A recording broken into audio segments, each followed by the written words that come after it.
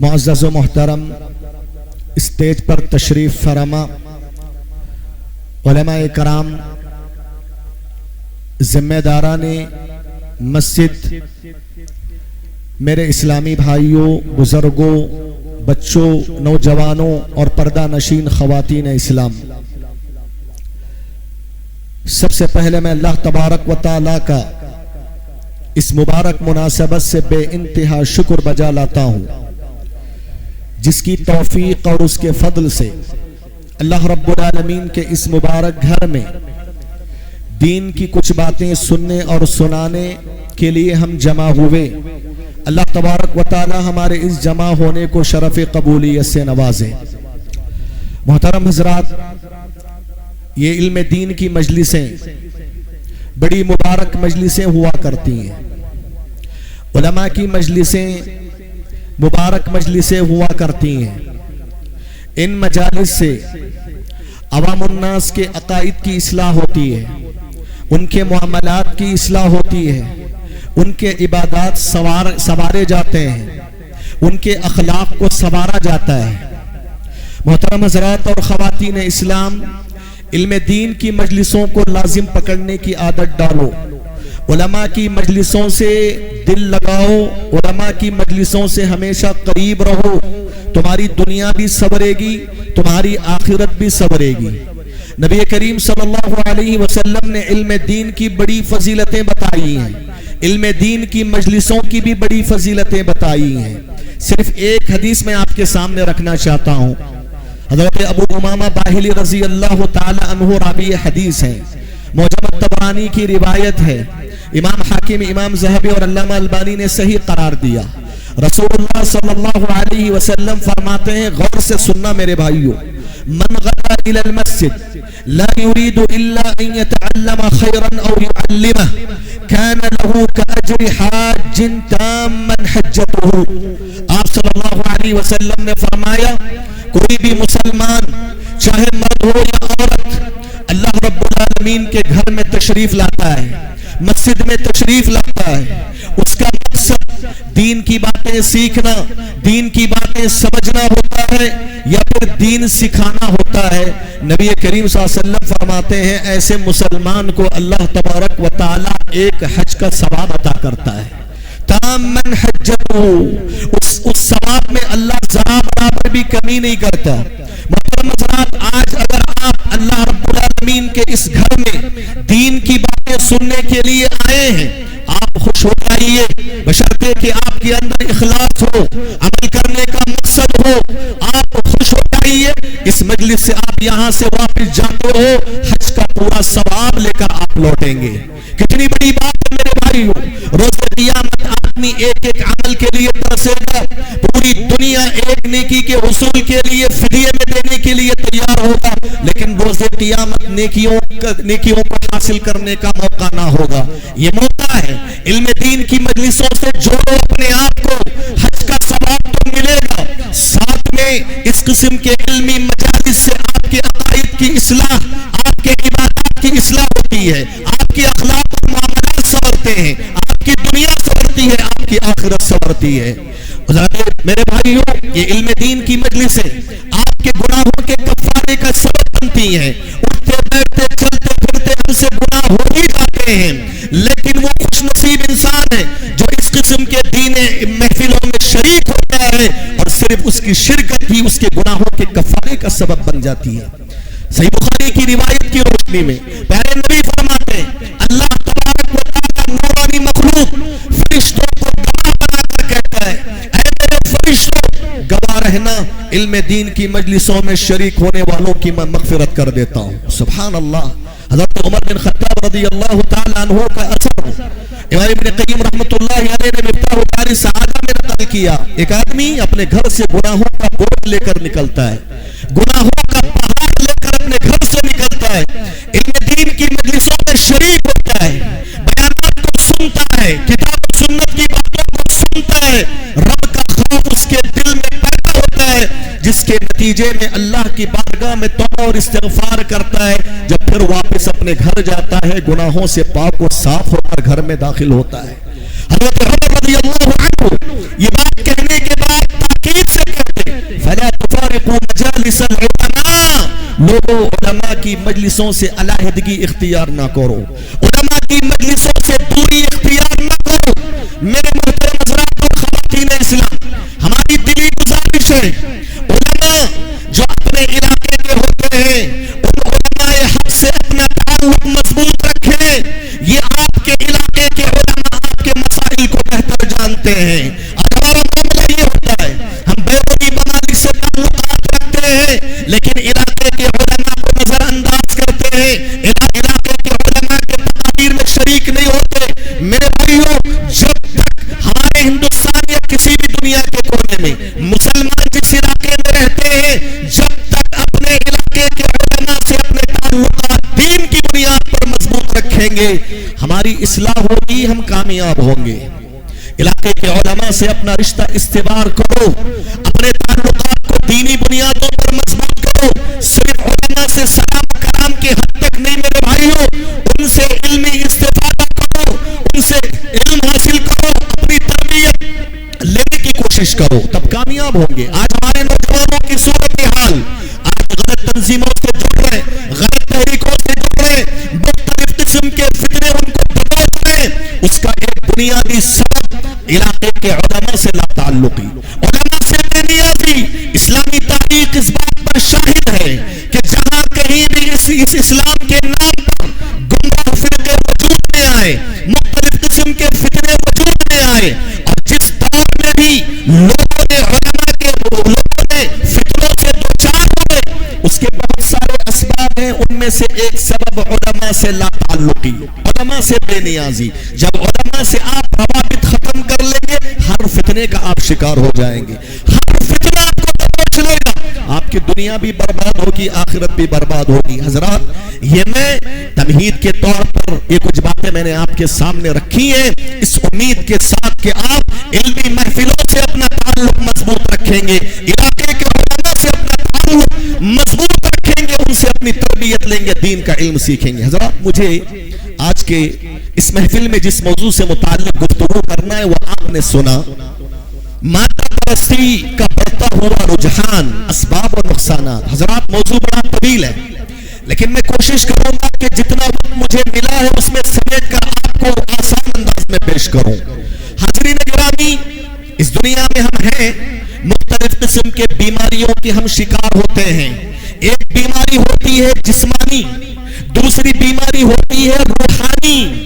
جسمانی بیماری جیسے کینسر میں آدمی مبتلا ہوتا ہے، شوگر کا پیشنٹ ہوتا ہے، مختلف قسم کے جسمانی بیماریوں کا شکار ہوتا ہے، جس کی بنیاد پر اس کی جان جاتی ہے، وہ مر جاتا ہے زیادہ سے زیادہ۔ لیکن جسمانی بیماریوں سے بڑھ کر، جسمانی بیماریوں سے زیادہ خطرناک بیماری روح کی بیماری ہے میرے بھائیوں۔ جب ہمارا دل کمزور پڑ جائے، جب ہمارے اندر روحانیت ختم ہو جائے، روحانیت کی جگہ مادہ پرستی جگہ لے لے، میرے بھائیوں، یہ مادہ پرستی انسان کے دین کو بھی برباد کرتی ہے، اس کے سکون کو بھی برباد کرتی ہے، اس کے قبر اور آخرت کو برباد کر کے چھوڑ دیتی ہے۔ مادہ پرستی کیا ہے میرے بھائیوں؟ شاید آپ میں سے کچھ لوگوں کو یہ لفظ نیا لگ رہا ہو یا اس کا معنی سمجھ میں نہ آ رہا ہو۔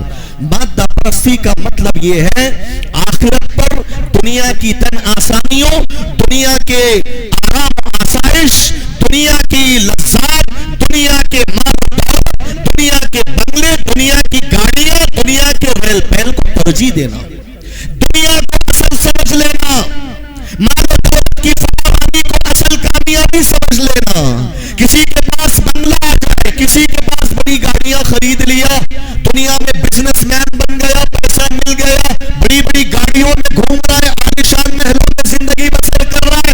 یہ اصل کامیابی، اس کو سمجھنا اور اسی کو اصل سمجھ کر اسی کے پیچھے لگ جانا، آخرت سے غافل ہو جانا، یہ ہے مادہ پرستی، یہ ہے مادہ پرستی۔ محترم حضرات، اللہ تبارک و تعالیٰ نے قرآن مجید میں مادہ پرستی کو مختلف انداز سے واضح کیا۔ ایک جگہ اللہ نے کہا بل تؤثرون الحیات الدنیا والآخرۃ خیر وابقیٰ، لوگوں کا حقیقت بات یہ ہے تم دنیا کی زندگی کو زیادہ ترجیح دیتے ہو، دنیا کی کامیابی کو اصل کامیابی سمجھتے ہو، دنیا کی لذتوں کو حاصل کرنے کے پیچھے پڑے رہتے ہو، والآخرۃ خیر وابقیٰ، جبکہ آخرت کی زندگی سب سے بہتر زندگی ہے، ہمیشہ رہنے والی زندگی ہے۔ اللہ تعالیٰ نے مادہ پرستی کو اور آخرت کی زندگی کا موازنہ کیا۔ یہ دنیا پرستی، مادہ پرستی یہ وقتی ہے میرے بھائیوں، یہ ختم ہونے والی، آخرت کی زندگی ہمیشہ باقی رہنے والی۔ یہ دنیا پرستی، یہ دنیا داری، یہ دنیا کی لذات یہ وقتی ہے اور اس کی کوئی حیثیت نہیں ہے، اس کے مقابلے میں آخرت کی زندگی سب سے بہتر زندگی۔ اللہ نے دوسری جگہ کہا کلا بل تحبون العاجلہ وتذرون الآخرہ، لوگوں سچ یہ ہے تم آخرت کو چھوڑ دیتے ہو، آخرت کی فکر نہیں کرتے ہو، آخرت سے زیادہ جلد حاصل ہونے والی چیز یعنی دنیا کے پیچھے پڑے رہتے ہو، اس دنیا کے حصول کے لیے کوششیں کرتے ہو، جد و جہد کرتے ہو، راتوں کی نیندیں حرام کرتے ہو، سب محنت اس دنیا کے حصول کے لیے تمہاری ہوتی ہے، لیکن آخرت کی تیاری میں تم تساہل کرتے ہو، اعراض کرتے ہو، غفلت برتتے ہو۔ حضرات، اللہ تبارک و تعالیٰ نے ان دو مقامات پر مادہ پرستی کا ڈیفینیشن بتایا۔ مادہ پرستی کہتے کس کو، اس کو واضح فرمایا۔ حاضرین گرامی، جب ہم اپنے معاشرے میں نظر ڈالتے ہیں نا تو مادہ پرستی کی کچھ شکلیں جو معاشرے اور سماج کے اندر ہم دیکھتے ہیں وہ میں آپ کے سامنے ایک ایک کر کے ذکر کرتا ہوں۔ حاضرین گرامی، مادہ پرستی کی ایک بڑی شکل پورے مسلم سوسائٹی کے اندر جو بڑھ رہی ہے، یہ مادہ پرستی کا رجحان بڑھ رہا ہے، اس کی سب سے بڑی شکل اور گھناؤنی شکل یہ ہے کہ آج دین سے زیادہ دنیا کے معاملے میں ایک دوسرے سے کمپٹیشن کرنے کا جذبہ، ایک دوسرے سے دنیا کے معاملے میں آگے بڑھنے کا شوق۔ میرا بھائی اگر لکھ پتی بنا ہے، دوسرا بھائی چاہے گا کہ میں کروڑ پتی بن جاؤں، اس کا پڑوسی کروڑ پتی ہے تو دوسرا چاہے گا کہ میں ارب پتی بن جاؤں۔ یہ مقابلہ دنیا کو لے کر، آج اگر کوئی بڑی گاڑی میں گھوم رہا ہے، دل چاہے گا کہ اس سے بڑی گاڑی خریدو، کوئی اچھا گھر بنایا ہے، دوسرا آدمی یہ چاہے گا کہ میں اس سے بڑا گھر بناؤں۔ یہ تو دنیا کے معاملے میں ایک دوسرے سے کمپٹیشن، ایک دوسرے سے مسابقہ، ایک دوسرے سے تنافس، میرے بھائیوں یہ مادہ پرستی کی بڑی عظیم شکل ہے، آج مسلمانوں کے اندر بڑھتی چلی جا رہی ہے۔ پہلے نبی صلی اللہ علیہ وسلم نے اس کی پیشن گوئی فرمائی تھی۔ بحرین کو اللہ کے نبی نے سن 8 ہجری میں فتح کیا، بحرین کے علاقے کے مجوسیوں سے مصالحت کی، ابو عبیدہ بن جراح رضی اللہ تعالیٰ عنہ کو بھیجا بحرین کو تاکہ وہاں کا ٹیکس وصول کر کے لائیں۔ ابو عبیدہ بن جراح رضی اللہ عنہ وہاں کا ٹیکس وصول کر کے لائے۔ فجر کی نماز کا وقت ہے، آپ نے فجر کی نماز پڑھائی۔ فجر کی نماز کے بعد کچھ انصاری صحابہ کو دیکھا کہ آپ اپنے قد کو اونچا کر کر کے نبی صلی اللہ علیہ وسلم کو دیکھ رہے ہیں، ایسے دیکھتے نا ہم لوگ، ویسے دیکھ رہے ہیں تاکہ اللہ کے نبی صلی اللہ علیہ وسلم بھی ہمیں کچھ مال دے دے، اللہ کے نبی صلی اللہ علیہ وسلم کی نظریں ہم سے اوجھل نہ ہو جائے۔ تو اس ارادے سے وہ دیکھ رہے تھے اللہ کے نبی کو کہ مجھے بھی کچھ مل جائے پیسوں۔ صحابہ اکرام کو مال کی حرص نہیں تھی میرے بھائی، دنیا کی حریص نہیں تھے، لیکن شدت و فقر کی وجہ سے، غربت و مسکنت کی وجہ سے انصاری صحابہ کا یہ معاملہ سامنے آیا۔ اللہ کے نبی صلی اللہ علیہ وسلم نے انصاری صحابہ کو دیکھ کر کہا فواللہ، آپ نے کہا فواللہ من فقر اخشى علیکم، اللہ کی قسم ہے صحابہ مجھے تمہارے سلسلے میں فقر اور غریبی کا ڈر نہیں لگتا، وَإِنِّي أَخْشَىٰ أَن تُبْسَطَ عَلَيْكُمُ الدُّنْيَا كَمَا بُسِطَتْ عَلَىٰ مَنْ كَانَ قَبْلَكُمْ، مجھے تو اس بات کا ڈر محسوس ہو رہا ہے کہ تم پر دنیا کو کشادہ کر دیا جائے گا، تمہارے اوپر دنیا کو وسیع کر دیا جائے گا، دنیا کے ریل پہ دنیا کی لذتیں تمہارے لیے کھول دی جائیں گی، دنیا کا پیسہ، دنیا کی دولت تمہارے لیے فراہم کر دی جائے گی، مجھے اس بات کا ڈر ہے۔ ویسے ہی تم سے پہلے جس طرح کے تم سے پہلے لوگوں پر اس دنیا کو کشادہ کر دیا گیا تھا، تم اس دنیا کے حصول کے لیے ایک دوسرے سے آگے بڑھو گے، ایک دوسرے سے کمپٹیشن کرنے لگ جاؤ گے جس طرح سے تم سے پہلے لوگوں نے کیا تھا۔ نتیجہ کیا ہوا؟ نبی نے فرمایا تہلکہم کما اہلکتہم، جس طریقے سے اس دنیا کے کمپٹیشن نے تم سے پہلے لوگوں کو ہلاک و برباد کر کے رکھ دیا، ویسے تم کو بھی یہ دنیا کا کمپٹیشن، یہ دنیا کا مسابقہ تمہیں ہلاک و برباد کر کے رکھ دے گا. حضرات یہ مادہ پرستی آپ کو ہلاک کرے گی، یہ نبی صلی اللہ علیہ وسلم بتا رہے ہیں. یہ دنیا کی چاہت، یہ دنیا کے حصول کے لیے صبح شام کامنا، آخرت سے غافل ہو کر یہ تمہیں ہلاک و برباد کر کے رکھ دے گا، دنیا میں بھی، قبر میں بھی، آخرت میں بھی. حضرات اگر آپ کو مسابقہ کرنا ہو، کمپٹیشن کرنا ہو، دین کے معاملے میں کیجئے، دین کے معاملے میں کیجئے. ایک مسلمان بھائی اگر فرائض کو ادا کر رہا ہے، آپ کے دل میں یہ جذبہ پیدا ہونا چاہیے کہ میں فرائض کے ساتھ سنتیں پڑھوں گا. آپ کا بھائی نمازوں کا پابند ہے، فرائض کا، آپ کے دل میں یہ احساس ہو کہ میں تہجد پڑھوں گا.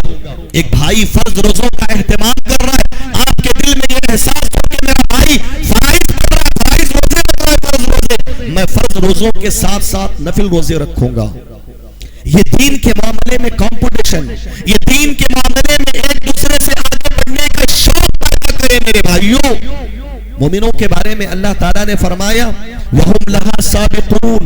مومنوں کی ایک صفت اللہ نے یہ بتائی، سچے مومن وہ ہوتے ہیں جو دین کے معاملے میں، دنیا کے معاملے میں نہیں، دین کے معاملے میں ایک دوسرے سے آگے بڑھتے ہیں، ایک دوسرے سے سبقت لے جاتے ہیں، ایک دوسرے سے کمپٹیشن کرتے ہیں، تاکہ وہ دین کے معاملے میں آگے بڑھ کر اللہ کی قربت حاصل کر سکیں.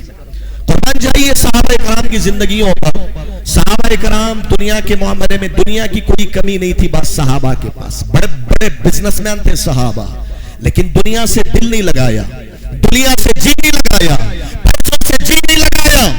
مسابقہ ان کا ہوتا دین کے معاملے میں ہوتا، اخلاص کی بنیاد پر.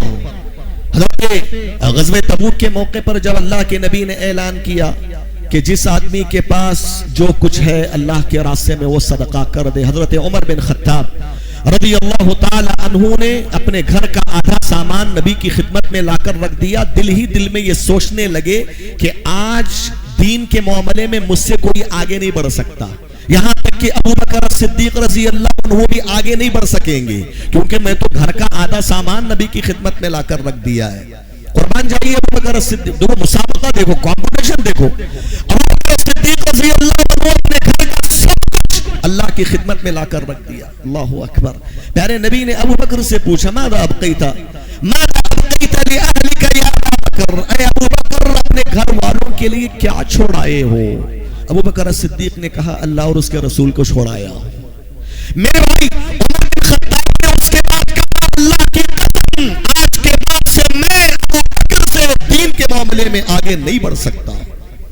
صحابہ کا کمپٹیشن دین کے معاملے میں ہوتا تھا، مادہ پرستی میں نہیں. یاد رکھو میرے بھائیو، دنیا کے معاملے میں کمپٹیشن کرو گے، ایک آدمی مال کے اعتبار سے آگے بڑھے گا، ایک آدمی پیچھے رہے گا، لیکن اس مادہ پرستی کے چکر میں دونوں جنت سے محروم ہو جائیں گے. لیکن اس کے مقابلے میں آپ دین کو بنیاد بنا کر ایک دوسرے سے آگے بڑھنے کا شوق پیدا کرتے ہو. اس دنیا کے اندر اس کمپٹیشن میں کوئی پہلے آئے گا، کوئی دوسرا آئے گا. یہ کمپٹیشن دنیا میں تو لگے گا کہ ایک پہلے نمبر پہ دوسرے پہ ہے، لیکن دونوں جنت کے حقدار بن جائیں گے. جنت کے طلبگار بنو، دین میں کمپٹیشن کر کے، دین میں مسابقہ کر کے. ہاں اخلاص ضروری ہے، شو آف کے لیے نہیں. چاہے ہم دینی کوئی پروگرام کریں، چاہے ہم دینی کوئی مسابقہ کروائیں، دین کا کوئی بھی کام کریں اخلاص کے ساتھ کریں. ایسا نہ ہو فلاں یہ کام کر رہے ہیں میں اس سے کام زیادہ کروں، میں اس سے اچھا کام کروں تاکہ لوگ میری تعریف. پھر یہاں فیل ہو جائیں گے، آپ یہاں ناکام ہو جائیں گے. آپ یہ کام آپ کے لیے کافی آسان بن جائے گا. اخلاص کے ساتھ ایک دوسرے سے کمپٹیشن کرو، ایک دوسرے سے مسابقہ کرو. میرے بھائیوں یہ بہت اہم چیز ہے، یہ چیز آپ کو جنت کا حقدار بناتی ہے. حضرات سماج یہ بتاتا ہے مادہ پرستی کی ایک گھناؤنی شکل معاشرے کے اندر یہ بھی پائی جاتی ہے. آج کیا ہے، تقریباً ہر مسلمان کو لالچ ہے، حرص ہے، اور چاہیے، دنیا اور چاہیے، کوئی بریک نہیں، کوئی لمٹ نہیں، اور چاہیے اور چاہیے. اللہ دے رہا ہے جتنا دے رہا ہے، اور زیادہ لالچی بن رہے ہیں، اور زیادہ حرص اور تمام مبتلا ہو رہے ہیں دنیا کے حصول کے لیے. یہ مادہ پرستی کی آج یہ شکل ہمارے سماج کے اندر دیکھنے کو ملتی ہے. ہاں صرف لالچ، اور چاہیے اور چاہیے. اللہ تبارک و تعالیٰ نے ہزاروں کی جو ہے جاؤں. جب اللہ تعالیٰ لاکھپتی بنائے گا پھر خواہش کرے گا کہ میں کروڑپتی بن جاؤں. کروڑپتی اللہ بنائے گا تو سوچے گا اربپتی بن جاؤں. حضرات یہ جو لالچ ہے دنیا کی یہ ختم نہیں ہونے والی. آپ کتنی بھی لالچ کر لو پوری دنیا کی دولت بھی اللہ تمہیں دے دے, انسان کی یہ لالچ دنیا کی ختم نہیں ہوگی. اس سے بہتر یہ ہے کہ اس پر بریک لگا دو, اس پر بریک لگا دو. پیارے نبی صلی اللہ علیہ وسلم نے فرمایا لو کان لابن آدم وادیان من المال لابتغى ثالثا. اگر اللہ تبارک و تعالی کسی انسان کو اس دنیا میں مال کی 2 وادیاں عطا کر دے, بعض روایتوں میں سونے کا ذکر ہے, سونے کی 2 وادیاں بھی مل جائے نا دل نہیں بھرے گا, تیسرے کی خواہش کرے گا, تیسرے کی. پیارے نبی نے واضح اور الفاظ میں کہا ولا يملأ جوف ابن آدم الا التراب. انسان کے پیٹ کو کوئی بھی چیز نہیں بھر سکتی سوائے مٹی کے. انسان مرنے کے بعد ہی اس کی وہ خواہش ختم ہو سکتی ہے. اللہ کو التکاثر, اللہ نے کہا یہ دنیا پرستی, یہ دنیا کی لالچ اور زیادہ اور زیادہ اور زیادہ چاہیے, یہ اور زیادہ کی چاہت نے تمہیں ہلاک و برباد کر دیا. حتی زرتم المقابر, یہاں تک کہ تم قبر میں جا ملے, قبروں کی زیارت تم نے کر لی, مطلب تمہاری موت ہو گئی. انسان کی فطرت کو اللہ نے اس میں واضح کیا ہے. اس سے بہتر ہے میرے بھائیوں یہ دنیا کی لالچ ختم نہیں ہوتی. لالچی بننا چاہتے ہو جنت کی لالچی بنو, حریف بننا چاہتے ہو جنت کے حریف بنو, صبح شام جنت کے لالچی بنو. مجھے جنت حاصل کرنا ہے کسی بھی طریقے سے, یہ احساس لے کر جیو, یقیناً تمہارے لیے انشاءاللہ یہ جنت نصیب ہوگی. میرے بھائیوں صحابہ اکرام کو دیکھو, جنت کی لالچی کیسے تھی جی صحابہ. ارے میں بتایا نا بعض صحابہ دنیا بڑے بڑے بزنس مین, پیسوں کی کمی نہیں تھی پھر بھی پیسوں سے دل نہیں لگایا. ہمیشہ سے ان کے دل و دماغ میں ایک ہی ٹارگٹ تھا, جنت کا حصول. عمیر بن حمام رضی اللہ تعالی عنہ غالباً غزوہ احد کے موقع پر کھجور کھا رہے ہیں جی, کھجور مٹھی کے اندر کھجور ہے, کچھ کھجور کھا رہے ہیں. نبی سے پوچھ لیا اللہ کے نبی اگر میں اللہ کے راستے میں شہید ہو جاؤں تو میرا ٹھکانہ کیا ہوگا. نبی نے فرمایا جنت میں چلے جاؤ گے, تمہارا ٹھکانہ جنت میں ہوگا.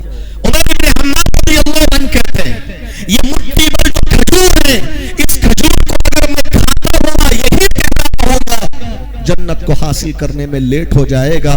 مٹھی کے کھجور کو پھینکا, میدان کارزار میں میدان جہاد میں گئے, شہادت کا مقام حاصل کر کے جنت کے حقدار بن گئے. یہ صحابہ تھے میرے بھائیوں. جنت کی لالچ, جنت کی حرص, جنت کو پانے کا جذبہ تھا, دنیا کو نہیں, جنت کو پانے کا جذبہ. حنظلہ رضی اللہ تعالیٰ عنہ, حنظلہ رضی اللہ عنہ غسیل الملائکہ کے نام سے امام زہبی نے ان کو اس لقب سے یاد کیا ہے. شادی ہوئی ہے میرے بھائیوں, رات میں اپنی بیوی سے ہم بستری کرتے ہیں, غالباً غزوہ احد کا موقع ہے.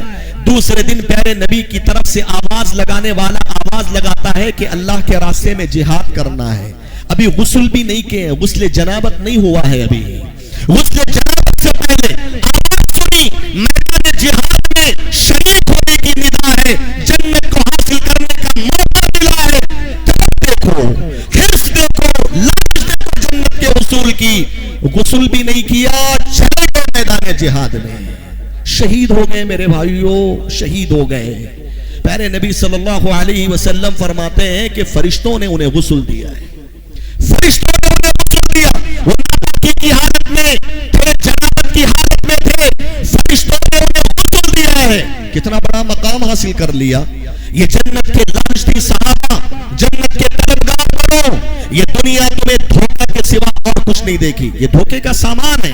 یہ مادہ پرستی تمہیں برباد کر کے رکھ دے گی. حاضرین گرامی, آج ہم دیکھتے ہیں مادہ پرستی کی ایک شکل جو معاشرے کے اندر دیکھنے کو ملتی ہے, وہ یہ ہے دنیا کا کوئی فائدہ ملتا ہے بہت خوش ہے, ہاں بہت خوش ہے ماشاءاللہ, لیکن دنیا کی کوئی مصیبت آ جاتی ہے, کسی کا انتقال ہو گیا, بزنس میں نقصان ہو گیا, دکان اچھا نہیں چل رہا, فصلیں برباد ہو گئی, جو ہے جو فائدہ نہیں مل رہا ہے, مصیبتوں پر مصیبتیں, رب سے شکوے شکایتیں کرے گا. کیا بولے گا, اللہ تعالیٰ مجھ پہ نعوذ باللہ ظلم کر رہا ہے, اللہ تبارک و تعالیٰ کو میں ہی ملا تھا کیا, میں نمازی ہوں, میں روزے دار ہوں, میں نیک ہوں, اس کے باوجود بھی میری زندگی میں یہ کیوں مصیبت ہے؟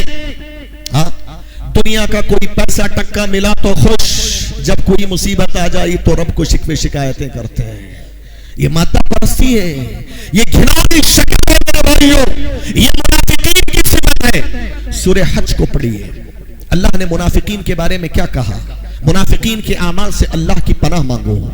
اللہ نے کہا وَمِنَ النَّاسِ مَن يَعْبُدُ اللَّهَ عَلَى الْحَرْفِ فَإِنْ أَصَابَهُ خَيْرٌ اطْمَأَنَّ بِهِ وَإِنْ أَصَابَتْهُ فِتْنَةٌ انقلب عَلَى وَجْهِهِ خَسِرَ الدُّنْيَا وَالْآخِرَةَ ذَلِكَ هُوَ الْخُسْرَانُ الْمُبِينُ. کچھ لوگ ایسے بھی ہیں اللہ کی عبادت کرتے، وہ ایک کنڈیشن پہ، شرط ہے ان کی، عبادت کریں گے تو بھی دنیا داری. عبادت بھی کیوں کریں گے جی؟ وہ دنیا کے فائدے کے لیے. کیسی ہے دیکھو منافقت. اللہ کو راضی کرنے نہیں کریں گے، ثواب سمجھ کے نہیں کریں گے، جنت کی تمنا کے لیے نہیں کریں گے، دنیا کے خاطر کریں گے. اللہ نے اس کی بڑی واضح انداز میں اس کی وضاحت کہا فَإِنْ أَصَابَهُ خَيْرٌ، اگر دنیا کا کچھ پیسہ ملتا ہے، دنیا کی کچھ فراوانی ملتی ہے، مویشیوں میں اضافہ ہوتا ہے، کھیتیوں میں فصلیں اچھی آتی ہیں، تو کہتے ہیں کہ بہت اچھی بات ہے، الحمدللہ اس دین کے اندر بہت خیر ہے. وَإِنْ أَصَابَتْهُ فِتْنَةٌ، لیکن اس کے مقابلے میں ان کی زندگیوں میں مصیبتیں آتی ہیں، مویشی جانور مر جاتے ہیں، فصلیں تباہ و برباد ہو جاتی ہیں، دنیا کا کوئی نقصان ہوتا ہے، کیا بولتے ہیں؟ ہاں اسلام کو چھوڑ دیتے ہیں، اسلام سے مرتد ہو جاتے ہیں. اللہ اکبر. منافقین کے بارے میں اللہ نے کہا ہے. منافقین کیا کرتے تھے معلوم؟ اللہ کے نبی صلی اللہ علیہ وسلم کے پاس آتے تھے، اسلام کے سلسلے میں بیعت کرتے تھے کہ اللہ کے نبی ہم اسلام قبول کر رہے ہیں، واپس جاتے تھے. جب دیکھتے تھے اسلام لانے کے بعد ان کی دنیا کی زندگی میں کوئی فائدہ مل رہا ہے، کیا بولتے تھے معلوم؟ یہ دین بہت اچھا ہے جی، اسلام بہت اچھا دین ہے. کیوں؟ جب سے ہم اسلام قبول کیے ہیں دنیا کا فائدہ ہی فائدہ ہمیں مل رہا ہے. ہاں اس کے مقابلے میں جب اپنے گھر جاتے کوئی مصیبت آتی، کوئی بزنس میں لاس ہوتا، پریشانی آتی، اسلام کو چھوڑ دیتے، مرتد ہو جاتے. اور کیا بولتے؟ بولو یہ اسلام کے اندر کوئی خیر ہم نے دیکھا ہی نہیں ہے. جب سے ہم یہ اسلام قبول کیے ہیں تب سے ہماری زندگی میں مصیبت ہی مصیبت ہے. اللہ نے کہا اگر یہ مزاج تمہارے اندر بھی آتا ہے، اگر تمہیں زندگی کا کوئی فائدہ ملتا ہے تو خوش، اگر کوئی بھی اللہ کی طرف سے آفتیں آتی ہیں، آپ اللہ کے بارے میں اگر برا گمان رکھتے ہو، جان لو خسرت دنیا والآخرہ، یہ تمہارے لیے دنیا کا بھی گھاٹا ہوگا، آخرت کا بھی گھاٹا ہوگا، نقصان اٹھانے والے بن جاؤ گے. ذالک هو الخسران المبین، اس سے بڑھ کر اور کوئی گھاٹا اور نقصان اور کھلا نقصان نہیں ہو سکتا. حاضرین گرامی، انسان کی زندگی کا خلاصہ صرف یہ ہے، انسان کی زندگی میں یا تو خوشیاں ہوتی ہیں یا تو ٹینشن ہوتے ہیں. یہی دو زندگیوں سے آدمی گزرتا ہے، کبھی اس کی زندگی میں خوشیاں، کبھی غم، کبھی مال میں فراوانی، کبھی مال میں فائدہ، کبھی نقصان. یہ دو چیزیں، ان دو چیزوں کو بیلنس میں لے کر چلو. بیلنس کرنے کا طریقہ یہ ہے میرے بھائیو، آپ کی زندگی میں اگر کوئی خوشی ملتی ہے تو صبر کرو، آپ کی زندگی میں کوئی ٹینشن آتا ہے تو صبر کرو. یہی زندگی کا خلاصہ ہے، کامیابی کا خلاصہ ہے. پیارے نبی صلی اللہ علیہ وسلم نے مومن پر تعجب کا اظہار کرتے ہوئے کہا. کس پر؟ ایک مومن کی زندگی پر. دیکھو مومن کی زندگی کیسے ہوتی، دیکھو جی، مومن کی زندگی کا ہر پہلو خیر والا ہوتا ہے، خیر پر مبنی ہوتا ہے. اس کی زندگی میں خوشی بھی ہے تو وہ خیر ہے اس کے لیے، مصیبت بھی ہے تو اس کے لیے نعمت بن جاتی ہے وہ مصیبت. کیسے؟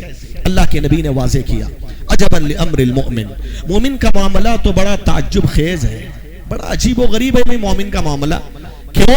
اللہ کے نبی نے فرمایا ان اصابته سراء، ایک مومن کی زندگی میں خوشی آتی ہے، بزنس میں فائدہ ملتا ہے، زندگی میں کوئی فائدہ ملتا ہے، شکر، وہ اللہ کا شکر گزار بندہ بنتا ہے.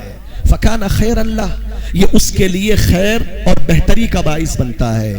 وَإِنْ أَصَابَتْهُ ضَرَّاء، جب مومن کی زندگی میں خوشی نہیں، غم آتے ہیں، تکلیفیں آتے ہیں، پریشانیوں پر پریشانیاں آتی ہیں، وہ صبر کر لیتا ہے. صبر کا مطلب یہی ہے اے پروردگارا میرے حق میں جو تیرا فیصلہ ہے اس فیصلے سے میں راضی ہوں. تیرا فیصلہ کبھی ظلم پر مبنی نہیں ہو سکتا، تیرا فیصلہ یا تو فضل پر مبنی ہوتا ہے یا تو عدل پر مبنی ہوتا ہے. تقدیر سے راضی ہونا صبر ہے میرے بھائی، یہ مومن کی نشانی ہے. मुसीबतें क्यों? इसलिए कि दुनिया असल नहीं है उसकी जिंदगी में। जो आदमी दुनिया को असल बनाता है ना तो फिर नाशुक्रा बन जाए। जब दुनिया को असल बनाएगा, मुसीबतें आने पे अल्लाह से शिकवे शिकायतें करेगा। मोमिन की पहचान नबी ने ये बताई, मुसीबतें आए तो सब्र कर लेता है मोमिन।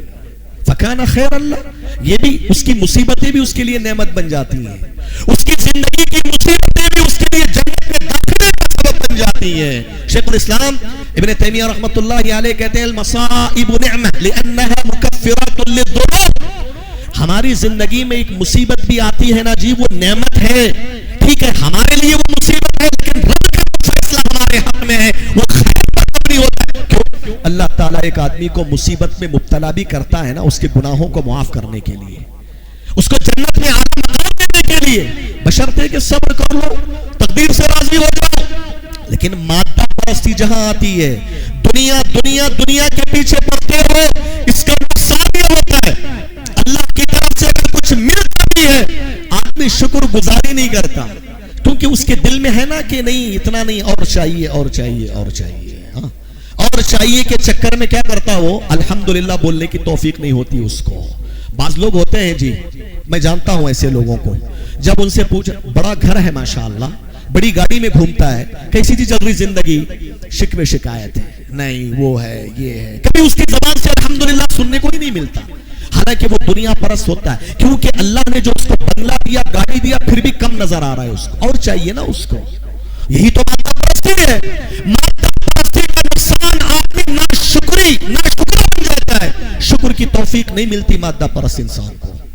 और दूसरा ये है, मुसीबतें आते भी है ना तो वो सब्र करने की तौफीक नहीं मिलती उसको। मेरे साथ फला किया फला किया फला किया, क्योंकि दुनिया की मोहब्बत इतनी दिल में बसा लिया है ना, फिर अकीदे का बिगाड़ उसके अंदर आ जाता है। हाज़िरीन गिरामी, प्यारे नबी सल्लल्लाहु अलैहि वसल्लम ने इसका हल बताया। मादा परस्ती से बचने का हल ये भी है। क्या फरमाया आपने? आप सल्लल्लाहु अलैहि वसल्लम ने फरमाया, उन्दुरू इला मन हुवा अस्फला मिनकुम वला तंदुरू इला मन हुवा फौककुम फहुवा अजदरु अल्ला तज़्करू निअमतल्लाहि अलैकुम। लोगों, हमेशा दुनिया के मामले में अपने से कमतर आदमी पे नजर रखो, अपने से ज्यादा पे नहीं। अगर आप एक हाथ से माजूर है, एक हाथ टूटा है आपका, उस आदमी पे नजर रखो जिसके दोनों हाथ नहीं है। अगर आपकी एक आंख नहीं है, आप उस आदमी पे नजर रखो जिसको अल्लाह ने दोनों आंखें छीन ली हैं। आपके अंदर शुक्रगुजारी का मादा पैदा होता है। दुनिया के मामले में अपने से कमतर पर नजर रखो। अगर आप अपने से ज्यादा माल दौलत के शख्स पर नजर रखोगे, नाशुक्री आपके अंदर आएगी, नेमतों को हकीर समझोगे, और फिर आप मेरे भाइयों अल्लाह के शुक्रगुजार बंदे नहीं बन सकते। हाज़िरीन गिरामी, मादा परस्ती के बारे में क्या क्या कहा जाए। आज मादा परस्ती की एक शक्ल ये भी है, अल्लाह ने इसको वाज़ेह किया है। क्या है? उसके बरखिलाफ, अब तक जो मैं बयान कर रहा था उसके बरखिलाफ। जब इंसान की जिंदगी में टेंशन और मुसीबत आए तो अल्लाह याद आ जाता है उनको। जब थोड़ा बहुत पैसा मिला, बड़ी गाड़ी मिली, अल्लाह को भूल जाते हैं।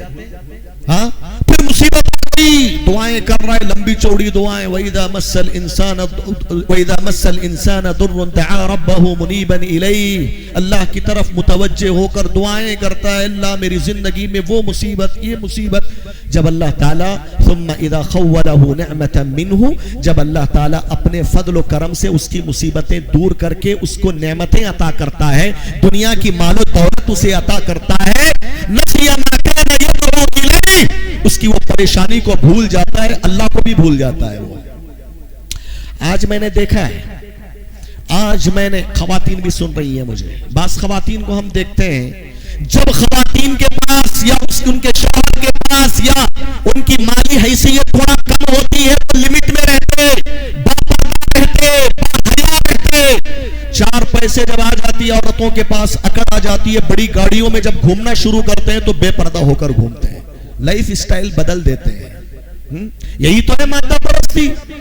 हाँ, जब कमजोर थे पैसों के एतबार से, बाहया बापर्दा होकर रहेंगे माशाअल्लाह घर में, समझ रहे हैं, नमाजों की पाबंदी, अल्लाह ने कुछ माल और दौलत की फरावानी दे दिया, बड़ी बड़ी गाड़ियां आ गई, बड़े बड़े 5 स्टार होटल में जाएंगे, अपने कल्चर को बदलेंगे, मगरिबी कल्चर से मुतासिर होकर लिपस्टिक लगा के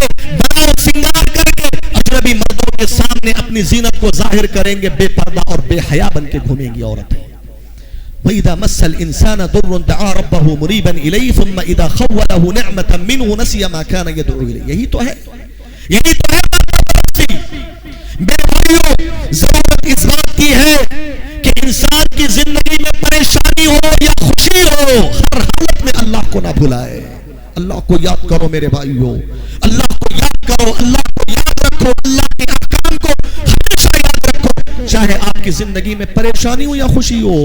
جبکہ پیارے نبی نے تو کہا نا، اگر تم اپنی زندگی میں خوشی کے وقت اللہ کو یاد رکھتے ہو تو پریشانی کے وقت اللہ تمہیں یاد رکھتا ہے. تعرف الى اللہ، تعرف الى اللہ فی الرخاء یعرفک فی الشدہ.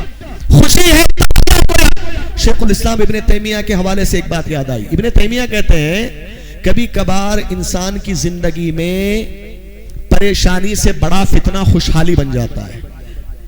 انسان کی زندگی میں جو پریشانی ہے وہ فتنہ ہے، آزمائش ہے. ہم یہی سمجھتے ہیں نا کہ میری زندگی میں پریشانی ہے، بڑی آزمائش ہے. ابن تیمیہ کہتے ہیں کہ نہیں، پریشانی سے بڑی آزمائش خوشی ہے. کیوں؟ اس لیے کہ میں ابھی وہی بتا رہا تھا نا کہ انسان تھوڑا پریشان ہے تو رب کے قریب رہتا ہے. 4 پیسے ملتے ہیں تو اکڑ آ جاتی ہے، اس کو تکبر آتا ہے، لوگوں سے بات نہیں کرے گا، علماء کا احترام نہیں کرے گا، پیسے کا فخر کرے گا، میرے پاس وہ ہے، یہ ہے، فلاں ہے، ہاں اکڑے گا، تکبر کرے گا، اللہ کو بھلا دے گا. اسی لیے کہا یہ آسودگیاں، یہ خوشیاں انسان کے لیے مصیبتوں سے بڑا فتنہ بن جاتی ہیں. میرے بھائیو ہمیشہ اللہ کو یاد رکھو. اس طرح مادہ پرستی میں مبتلا نہ ہو جانا کہ پھر اصل دنیا ہو کر رہ جائے. اللہ رب العالمین کی عبادتیں، اللہ رب العالمین کا ذکر سیکنڈری درجہ حاصل کر لے. اس جو ہے بلا سے اپنے آپ کی حفاظت کریں. حاضرین گرامی، باتیں تھوڑا تلخ میں کہنا چاہوں گا، مجھے معاف کیجیے.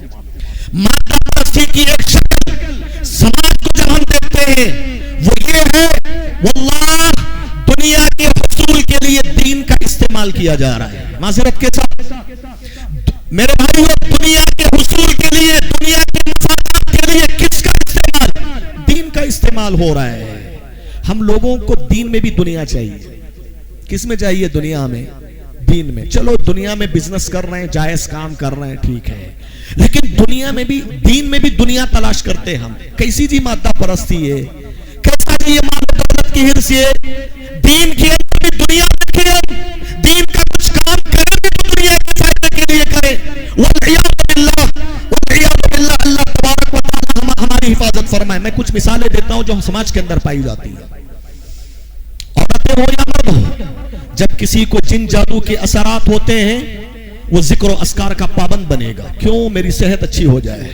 صبح شام کے اذکار کے اہتمام کرے گا. قرآن کی تلاوت، ٹھیک ہے، قرآن سے علاج کرنا یہ قرآن کا حق ہے. علامہ ابن قیم کہتے ہیں قرآن کے حقوق میں ایک حق یہ ہے کہ قرآن سے علاج کرواؤ اپنا، کوئی شک نہیں اس کے اندر. لیکن بات وہاں آتی ہے جب ہماری نیتوں کے اندر کھوٹ پیدا ہوتی ہے، ہماری نیتوں کے اندر بھی مادہ پرستی داخل ہوتی ہے. ہم صبح شام کے اذکار کی بھی پابندی کرتے ہیں تو بس میری صحت اچھی ہو جائے. لیکن جب اللہ تبارک و تعالی قرآن اور نبی کی دعاؤں سے اسے شفا دے دیتا ہے، چھوڑ دیتا ہے، وہ چھوڑ دیا، مقصد پورا ہو گیا نا، اچھا ہو گیا، میں اب چلنے پھرنے کے قابل ہو گیا، میں گناہ اور عیاشی کرنے کے قابل ہو گیا، پھر اب کیا ضرورت ہے؟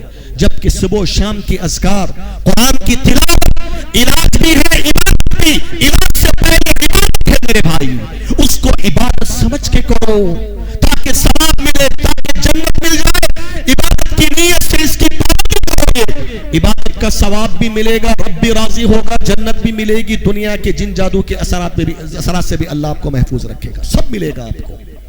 اللہ کے لیے، اللہ کے ذکر و اذکار کو، دین کا استعمال اپنے مفادات کے لیے نہ کریں. دوسری شکل، ہاں دین کا جو استعمال ہو رہا ہے ذاتی مفاد کے لیے، کیا ہے معلوم؟ ہمارے بعض نوجوان، اگر بات تلخ ہو معاف کیجئے، ہم نے نوجوانوں کو دیکھا جب ان کا رشتہ نہیں ہو رہا ہوتا ہے اور ان کے گھر والے ایک نیک لڑکی کا انتخاب کر رہے ہوتے ہیں، اور جب اس کا جو بھی اس کے گھر والے ہیں دیندار لڑکے کو دیکھ رہے ہیں، ہمارا نوجوان دین کا ناٹک رچے گا، معذرت کے ساتھ دین کا ناٹک رچے گا تاکہ اس لڑکی سے میرا نکاح ہو جائے، کیونکہ پتہ ہے کہ وہ لڑکی دیندار ہے، اخلاق ہے، خوبصورت ہے، خوبصیرت ہے، اس کو کو پانے کے لیے دین کا ناٹک رچے گا. ہم نے نوجوانوں کو دیکھا ہے شادی سے پہلے داڑھی چہرے پہ ماشاءاللہ سفید ہوئے پہ نماز پڑھ رہے, دین کی پابندی ہو رہی ہے ماشاءاللہ, لیکن جب اس لڑکی سے شادی ہو جاتی ہے نمازوں سے غافل, داڑھی پہ چہرے پہ داڑھی نہیں ہوتی, موڑ لیتا ہے چہرہ, نمازوں سے دوری اختیار کرے گا, نمازیں چھوڑ جائے. کیوں؟ عورت حاصل ہو گئی اس کو, دنیا کے حصول کے لیے دین کا استعمال کیا ہے اس نے, دین کا اچھا ہے اس نے. محترم حضرات, اللہ سے ڈرو, دین کا استعمال مت کرو دنیا کے حصول کے لیے. فمن كانت هجرته الى دنيا او امرأة يتزوجها فهجرته الى ما هاجر اليه. نبی نے کہا ایک آدمی ہجرت بھی کرتا ہے نا, ایک گاؤں کو چھوڑ کر دوسرے گاؤں کو جاتا ہو, اس کا مقصد دنیا کا حصول یا کسی عورت کا حصول ہو, ایک ذرا بھی ثواب اللہ تعالیٰ اس کو عطا نہیں کرے گا. حضرات یہ حقیقت ہے. آج مادہ پرستی اتنی داخل ہو چکی ہے, رشتہ داریوں کو جوڑنا, والدین کی خدمت, بھائیوں کے ساتھ اچھا سلوک, رشتہ داروں کے ساتھ حسن سلوک, صلہ رحمی بھی مادہ پرستی کا شکار بن چکی ہے. صلہ رحمی عبادت ہے میرے بھائی, رشتہ داروں کو جوڑنا, رشتہ داروں سے بات کرنا, رشتہ داروں کے ساتھ حسن سلوک کرنا, مالی اعتبار سے ان کی مدد کرنا, سلام کلام کرنا, دین سے جوڑنا, یہ کیا ہے؟ یہ صلہ رحمی عبادت ہے. یہ آج کیا معاملہ ہے معلوم ہمارا؟ مادہ پرستی. اس میں بھی ہم نے ایسے بھی لوگوں کو جانتے ہیں, ہم اپنے رشتہ داروں سے ان کے تعلقات نہیں ہیں, دوسروں سے ان کے تعلقات زیادہ ہیں.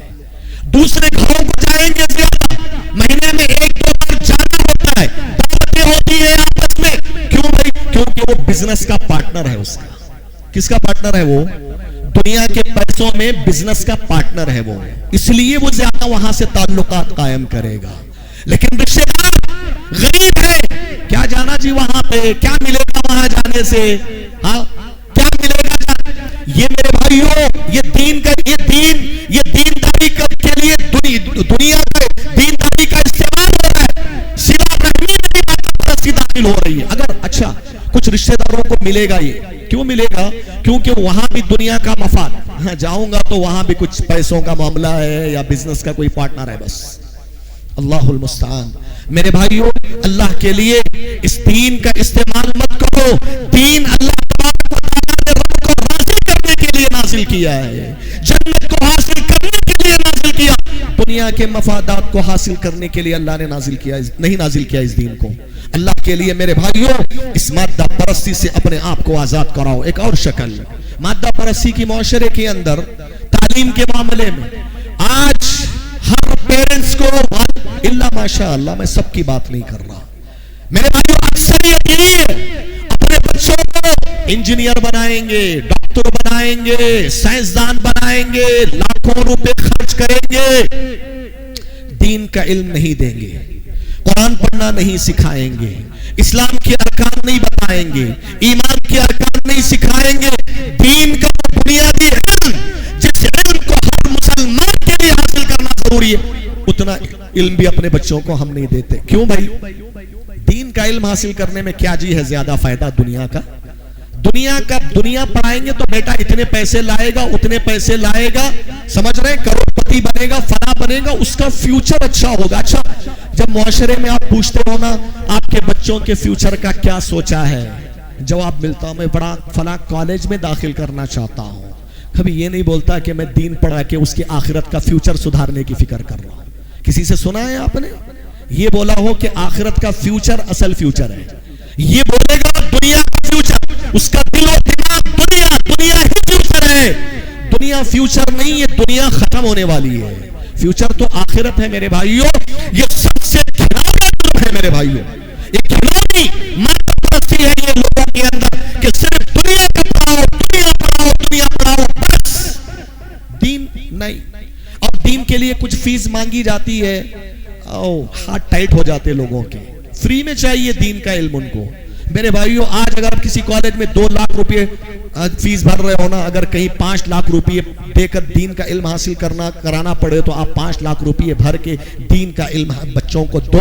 یہ ہے آپ کی آخرت کی فکر, یہ ہے آپ کے بچوں کے فیوچر کو بنانے کی فکر. سمجھ رہے ہیں آپ؟ یہ مادہ پرستی ہے ہمارے اندر۔ میرے بھائیوں، اپنے بچوں کو دین کے علم سے آراستہ کرو۔ اللہ نے کہا یا ایھا الذین آمنوا قوا انفسکم واہلیکم نارا، اے ایمان والو اپنے آپ کو، گھر والوں کو جہنم کی آگ سے بچاؤ۔ کیسے بچائیں گے جہنم کی آگ سے؟ حضرت علی بن ابی طالب نے دو باتیں لکھی، ان دو باتوں کو سامنے رکھ کر اپنے بچوں کی آپ نے تربیت کر لی، انشاءاللہ آپ کے بچے جہنم سے بچیں گے۔ علموہم وادبوہم، دو جملے کہا، اپنے بچوں کو دین کے علم سے آراستہ کرو، نمبر دو اس علم پر عمل کرنے کی تاکید کرو۔ علم حاصل کرانا صرف کافی نہیں، دین کا علم سے جوڑنے کے بعد اس کی تطبیق، اس پر عمل کرنے کا شوق بچوں کے اندر پیدا کر دو، تربیت کر دو، تعلیم و تربیت، ختم، کامیاب ہیں آپ۔ اللہ کے اس فرمان پر آپ کا عمل ہو گیا۔ حاضرین گرامی، اگر آج ہم لوگ اسباب کی بات کریں، مادہ پرستی انسان کی زندگی میں کیوں آتی ہے، کیوں دنیا کے پیچھے آدمی دوڑتا ہے؟ معلوم اس کا ایک سبب اس کی جہالت ہے، لا علم ہے۔ کیا کس بات کی جہالت بھائی؟ آج تک ہم کو یہ بات سمجھ میں نہیں آئی دنیا کی حقیقت کیا ہے، آخرت کی حقیقت کیا ہے۔ آج اگر مسلمان یہ سمجھ لے دنیا کی حقیقت کیا ہے، آخرت کی حقیقت کیا ہے، یہ مادہ پرستی کا جنون ہم سے ختم ہو جائے گا۔ دنیا کیا ہے میرے بھائیو؟ دنیا کا معنی ہی ہوتا ہے قریب، آخرت سے بہت قریب ہے، یہ دنیا ختم ہونے والی ہے۔ دنیا کا ایک معنی یہ بھی ہے، یہ گری ہوئی چیز ہے۔ اگر ایک رف الفاظ میں بولوں میں، گھٹیا چیز ہے۔ الدنیا خصیص، یعنی دنیا کا ایک معنی گری ہوئی چیز کا آتا ہے۔ دنیا کو دنیا اس لیے کہا جاتا ہے، دنیا کی کوئی اوقات ہے ہی نہیں۔ الدنیا ملعونۃ وملعون ما فیها الا ذکر اللہ وما والا او عالم او متعلم۔ نبی نے کہا یہ دنیا کی تمام چیزیں ملعون ہیں، اللہ رب العالمین سے دور کرنے والی ہیں، آپ کو اللہ کے ذکر سے آپ کو غافل کرنے والی ہیں۔ اللہ کے نبی صلی اللہ علیہ وسلم نے دنیا کو ملعون قرار دیا ہے میرے بھائی۔ ہاں، دنیا کی حقیقت جاننا چاہتے ہو، نبی کی وہ حدیث بھی آپ نے سنی ہوگی کہ اگر اس دنیا کی قدر و قیمت اللہ رب العالمین کے پاس مچھر کے پر کے برابر بھی ہوتی، اللہ تبارک و تعالیٰ اس دنیا میں ایک کافر کو ایک گھونٹ تک پانی نہیں پلاتا۔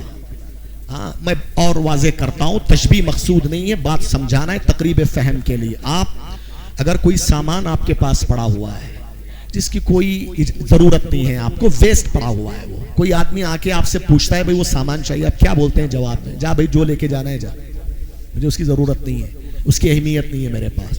اللہ رب العالمین کے پاس دنیا کی کوئی اوقات نہیں ہے، اسی وجہ سے اللہ مسلمانوں کو بھی دے رہا ہے، کافروں کو بھی دے رہا ہے۔ جو لینا ہے لے لو، دنیا ہم دے دیں گے۔ من کان یرید الحیات الدنیا وزینتها، من کان یرید الحیات الدنیا وزینتها نوفی الیہم اعمالهم فیہا وہم فیہا لا یبخسون۔ ہم دنیا دیتے ہیں، ہر ایک کو دیتے ہیں، کیوں؟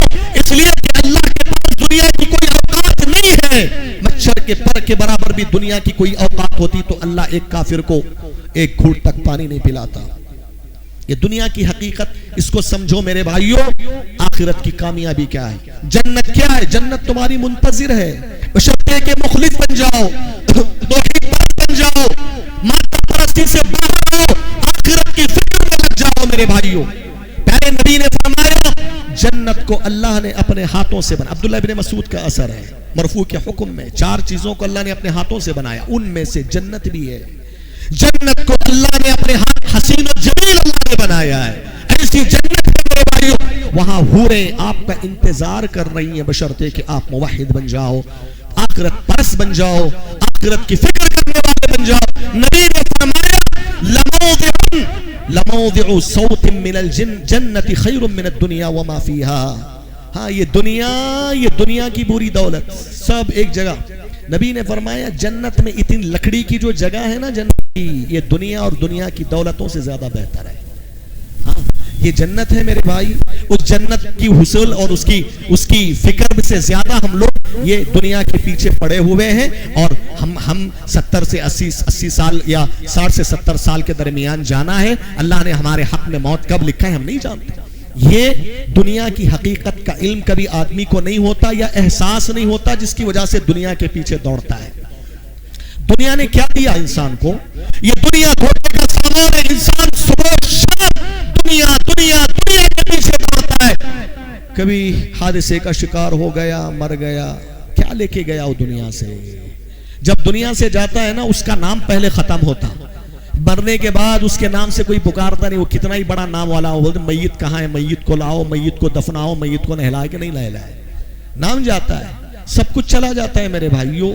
وَمَا الْحَيَاةُ الدُّنْيَا إِلَّا مَتَاعُ الْغُرُورِ، اللہ نے کہا ہے یہ دھوکے کا سامان ہے دنیا، دنیا سے اتنا دل مت لگاؤ، اللہ سے لگاؤ، آخرت سے لگاؤ اپنا دل۔ حاضرین گرامی، دوسرا سبب کیا ہے جو مادہ پرستی کا رجحان بڑھتا جا رہا ہے ہمارے معاشرے کے اندر؟ آخرت پر ہمارا ایمان کمزور ہے، کمزور ہے، ہمارا آخرت پر ایمان کمزور ہے میرے بھائیوں۔ اگر آخرت پر ہمارا ایمان مضبوط، ہمیں یقین ہو یہاں اگر ہم دیندار بنیں گے، جو ہے آخرت کی فکر کریں گے تو انشاءاللہ ہمیں جنت ملے گی۔ اگر ہم لوگ دنیا کے پیچھے پڑے رہیں گے تو میرے بھائیوں جہنم ہمارے حق میں آئے گی۔ یہ تصور اپنے ذہن میں پیدا کرو۔ اسی طریقے سے میرے بھائیوں مادہ پرستی کا ایک بنیادی سبب جو نظر آتا ہے وہ سیلیبریٹیز کے پیچھے پڑے رہنا۔ یہ فلمی ایکٹرز، یہ جو کرکٹرز، ان کو فالو کرنا، ان کی مشابہت اختیار کرنا، سوشل میڈیا میں دیکھنا، ہاں وہ کرائے کی گاڑیاں لے کر بڑے سج ڈھج کے دکھاتے ہیں، ہمارا نوجوان اس کو دیکھ کے متاثر ہو، میں بھی ایسی گاڑی لینا، میں بھی ایسا گھر بنانا، واہ کیا بات ہے، فلاں بات ہے۔ ہاں میرے بھائیوں یہ سیلیبریٹیز، یہ کافر، یہ فاسق اور فاجر اور فاحش قسم کے یہ کلپس کو دیکھ کر، ان کے آسانیوں کو دیکھ کر ہمارا نوجوان متاثر ہوتا ہے، دنیا پرست بن جاتا ہے۔ اللہ کے لیے آخرت کی فکر پیدا کرے میرے بھائیوں۔ وقت میرے خیال میں ختم ہو رہا ہے میرا، میں بات کو سمیٹ رہا ہوں۔ اسی طریقے سے مادہ پرستی کا ایک سبب غلط صحبتیں، یاد رکھو ایسے لوگوں کی صحبتیں اختیار کرو جو آپ کو اللہ کی یاد دلانے والے ہیں۔ ایسے لوگوں کی صحبتوں میں نہ بیٹھو جو صبح و شام دنیا دنیا کہنے والے ہیں۔ آپ ایسے لوگوں کی صحبتوں میں رہو گے پھر دنیا دار بن جاؤ گے، آخرت کی کوئی فکر تمہارے اندر نہیں پیدا ہوگی۔ حاضرین گرامی، مادہ پرستی کا ایک بڑا نقصان انسان کی زندگی میں جو ہوتا ہے، پیارے نبی صلی اللہ علیہ وسلم نے بدعا کی ہے ایسے لوگوں پہ جو دنیا کے پیچھے پڑے رہتے۔ پیارے نبی نے کیا فرمایا؟ تئیس عبد الدینار، تئیس عبد الدرہم، تئیس عبد الخمیس۔ آپ نے فرمایا کہ دینار و درہم کا بندہ ہلاک و برباد ہو جائے۔ دینار بولے تو پیسے، اللہ کے نبی نے کہا دینار کا بھی غلام ہوتا ہے، آدمی غلام ہوتا ہے کہ نہیں؟ پیسہ نچاتا ہے انسان کو، جہاں پیسہ وہاں جائے گا، حلال و حرام کے درمیان تمیز نہیں کرے گا، یہ نہیں دیکھے گا کہ اللہ اس سے راضی ہے نہیں ہے، بس پیسہ مل جائے بس۔ ایسے لوگوں کو پیارے نبی نے عبد الدینار اور عبد الدرہم کہا۔ پیارے نبی نے فرمایا دنیا کا کچھ فائدہ ملتا ہے تو اللہ سے راضی رہتا ہے، دنیا کی کوئی مصیبت ملتی ہے تو اللہ سے ناراض ہو جاتا ہے۔ نبی صلی اللہ علیہ وسلم نے ایسے لوگوں پر بدعا فرمائی ہے۔ مقصد حقیقی سے آدمی غافل ہوتا ہے۔ ہمارا مقصد اللہ کی بندگی ہے۔ یہ دنیا کے جو چیزیں ہیں میرے بھائیوں یہ وسائل ہیں زندگی گزارنے کے، ورنہ ہمارا اصل مقصود زندگی گزارنے کا اللہ کی بندگی ہے۔ وما خلقت الجن والانس الا لیعبدون۔ اسی طریقے سے میرے بھائیوں مادہ پرستی کا ایک نقصان، آپ کا دین برباد ہو جاتا ہے، آپ کا دین برباد ہو جائے گا۔ نبی نے مثال دے کر کہا دو بھیڑیوں کو بکریوں کے ریوڑ میں، آپ بھوکے بھیڑیے ہیں کسی بکریوں کے ریوڑ میں بھیج دو، کیا کریں گے؟ وہ چیر پھاڑیں گے، کھائیں گے بکروں کو۔ پیارے نبی فرماتے ہیں جتنا زیادہ یہ بھیڑیے بکروں کو نقصان پہنچاتے اس سے کہیں زیادہ یہ دنیا کے حرص انسان کے دین اور عقیدے کو برباد کر کے رکھ دیتی ہے۔ سودا کرتا ہے آدمی پیسوں کی بدلے، کس کا جی؟ عقیدے کا سودا۔ آج بہت سارے نصرانی عیسائی لوگ تنصیر کا جو فتنہ لے کے گھوم رہے ہیں، پیسہ اسی کے لیے خرچ کیا جاتا ہے گلیوں کے اندر۔ جو مسلمان غریب اور مسکین ہیں ان کو پیسے دیے جاتے ہیں، خریدا جاتا ہے، ان کے دین کو خریدا جاتا ہے، دین کو بیچ دیتے ہیں۔ وہ یبیع دینہ بعرض من الدنیا، دنیا کے پیسوں کے خاطر اپنے دین اور عقیدے کا سودا کرتا ہے۔ یہ نقصان ہوتا ہے میرے بھائیو مادہ پرستی کا۔ اسی طریقے سے ہاں رشتے نظر نہیں آتے۔ آج کیا ہو رہا ہے جی؟ جائیداد کے مسئلے کو لے کر بھائی کو بھائی نظر نہیں آتا۔ جائیداد پیسہ چاہیے، غلط طریقے سے صحیح نہیں دیا بھائی کو قتل کر دے گا۔ ایسے بھی کیسز ہوئے ہیں، جائیداد میں صحیح حصہ نہیں ملا تو بیٹے نے باپ کو قتل کر دیا۔ سمجھ رہے ہیں آپ؟ پیسہ ہے، پیسے کا فتنہ ہے، رشتے نظر نہیں آتے، پھر والدین نظر نہیں آتے، اخلاق کی گراوٹ ہوتی ہے اس سے رشتوں کو توڑتا ہے آدمی جب مادہ پرست بنتا ہے اور حلال و حرام کے درمیان تمیز نہیں کرتا. میرے بھائیوں یہ سب مادہ پرستی کے نقصانات ہیں جو میں نے آپ کے سامنے ذکر کیے ہیں. آخر میں میرے بھائیوں ایک بات بتا کر اپنی بات میں ختم کر دوں. معذرت کے ساتھ شیخ اگر 5 منٹ وقت دے دیں مجھے. میرے بھائیوں صحابہ اکرام اور ہماری سوچ میں فرق دیکھو کیا ہے. صحابہ اکرام کی سوچ دنیا کماتے تھے دین کے لیے, آج ہم دنیا کماتے ہیں دنیا کے لیے, یہ فرق ہے. صحابہ وہ دنیا جو حاصل کرتے تھے بزنس کرتے تھے. عبد الرحمن ابن عوف اور دیگر صحابہ بڑے بڑے مالدار صحابہ جی ہے, بڑے پیسے والے صحابہ تھے. عثمان ابن عفان جیسے, عثمان غنی, ابو بکر صدیق, پیسے دنیا کا پیسہ اس لیے کماتے تھے تاکہ زیادہ سے زیادہ اللہ کے راستے میں خرچ کر کے جنت حاصل کر. ہمارا معاملہ دنیا کماتے ہیں دنیا کے لیے. سعید بن عامر پہ قربان جائیے, اس واقعے سے اپنی بات ختم کر دوں. سعید بن عامر بہت کم نام سنتے ہیں آپ. سعید بن, میرے بھائیوں سعید بن عامر رضی اللہ تعالی عنہ کی بڑی لمبی تاریخ ہے. جب وہ مسلمان ہوئے بڑی صلاحیت تھی ان کے پاس. عمر بن خطاب رضی اللہ عنہ نے اپنے دور خلافت میں حمص کا گورنر بنایا. گورنر تھے وہ حمص کے. آج کوئی آدمی کسی علاقے کا ایم ایل اے بنتا ہے, کتنے پیسے ہوتے دیکھو اس کے پاس, ہاں کتنے پیسے گاڑ کے رکھتا ہے وہ لیگل انلیگل طریقے سے. یہ سعید بن عامر حمص کے گورنر ہیں. حمص کے کچھ بڑے لوگ با اثر با وثوق لوگ مدینہ المنورہ تشریف لاتے ہیں. عمر بن خطاب رضی اللہ عنہ کہتے ہیں کہ بھائی حمص میں کتنے غریب اور مسکین ہیں اس کی لیسٹ بنا کے دو تاکہ میں غریب اور مسکین لوگوں کی بیت المال سے مدد کر سکوں, ان کی ضرورتیں پوری کر سکوں. حمص کے با وثوق لوگوں نے کیا کیا, لیسٹ بنایا ایک ایک کر کے, کون غریب ہے کون مسکین ہے حمص کا. لیسٹ تیار ہوئی. عمر بن خطاب رضی اللہ عنہ کے سامنے آئی لیسٹ. عمر بن خطاب نام پڑھ رہے غریب اور مسکین لوگوں کا, درمیان میں کس کا نام آتا ہے, سعید بن عامر کا نام. اللہ اکبر. حمص کے گورنر ہیں, حمص کا گورنر ہے, فقیر اور غریبی کی زندگی بسر کر رہا ہے. عمر کہتے ہیں کون ہے یہ سعید, کہتے ہیں حمص کے گورنر ہیں جس کو آپ نے گورنر بنایا ہے. عمر بن خطاب اپنے آنکھوں سے آنسو بہاتے ہیں. میرے دور خلافت میں حمص کا گورنر غربت اور مسکنت کی زندگی بسر کر رہا ہے. عمر بن خطاب رضی اللہ عنہ 1000 دینار ایک تھیلی میں رکھ کر ان کو دیتے ہیں, فوراً جاؤ سعید بن عامر کو یہ 1000 سونے کے سکے دے دو تاکہ وہ اپنی ضرورتوں پہ خرچ کر سکے. جاتے ہیں لے کر 1000 دینار, جا کر سعید بن عامر کے ہاتھ تھماتے کہتے ہیں امیر المومنین عمر بن خطاب خلیفۃ المسلمین نے آپ کو یہ تحفہ دیا ہے تاکہ آپ اپنی ضرورتوں کو پورا کر سکیں.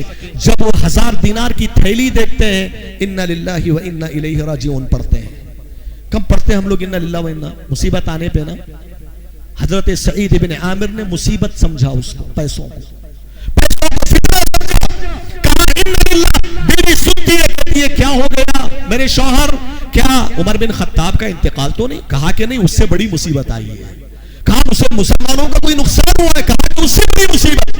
کیا ہوا آخر؟ سعید بن عامر کہتے ہیں کہ آج میرے گھر کے اندر دنیا داخل ہو چکی ہے تیری, تاکہ میری آخرت کو برباد کر دے. اپنے بیوی سے کہتے ہیں بیوی میری مدد کر سکتی ہو؟ کہا کہ کیا ہے بتائیے میں مدد کروں گی. کہا جاؤ چھوٹی چھوٹی تھیلیاں لے کر آؤ. بیوی جا کر چھوٹی چھوٹی تھیلیاں لے کر آتی ہیں. چھوٹی چھوٹی تھیلیوں میں 4 5 5 5 10 10 دینار رکھ دیتے ہیں اور اپنی بیوی سے بولتے ہیں جاؤ غریبوں میں بانٹ کے آ جاؤ, جاؤ غریبوں میں تقسیم کر کے آؤ. سعید بن عامر رضی اللہ تعالی عنہ نے جو 1000 سونے کے سکے ملے تھے اس کو بھی غریبوں میں دے دیا تاکہ میری آخرت سنور جائے. میرے بھائی سعید بن عامر غربت اور مسکنت کی زندگی کو خود سے چنا تھا, خود سے چنا تھا. میرے بھائی پیارے نبی نے غربت اور مسکنت کی زندگی کو خود سے چنے تھے. اللہ کے نبی صلی اللہ علیہ وسلم 3 مہینے گزر جاتے, چولہا نہیں جلتا تھا. مائیں عائشہ سے پوچھتے لوگ کیسے گزارا ہوتا ہے, کہتے 2 چیزوں پر, کھجور اور پانی پہ ہو جاتا ہے. میرے بھائی نبی صلی اللہ علیہ وسلم کی کوئی مجبوری تھی گا جی؟ مجبوری نہیں تھی.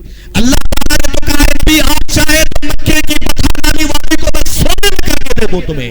کہا کہ نہیں چاہیے پروردگارا, میں تو چاہتا ہوں کہ ایک دن خوش رہوں تو دوسرا دن بھوکا رہوں. جب مجھے بھوک ستائے تو میں تجھے یاد کروں, جب میں خوش رہوں تو تیری حمد و ثنا کروں, تیرا شکر بجا لاؤں. پیارے نبی کو پتہ تھا دنیا انسان کے لیے فتنہ ہے. تو کہا نبی آپ چاہے تو مکے کی پٹھانی والی کو بس سونے کر کے دے دو تمہیں.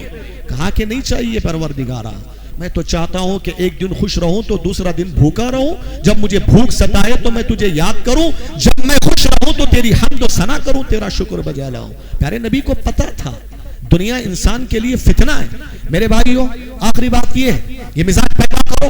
پیسہ کمانا بری بات نہیں, بشرطے کہ حلال طریقے سے کماؤ. نمبر 1. نمبر 2, اللہ تعالیٰ نے حلال طریقے سے اگر آپ کو پیسے والا بنایا ہے, خوش ہیں آپ, بشرطے کہ ان پیسوں کا استعمال اللہ کے راستے میں استعمال کرو.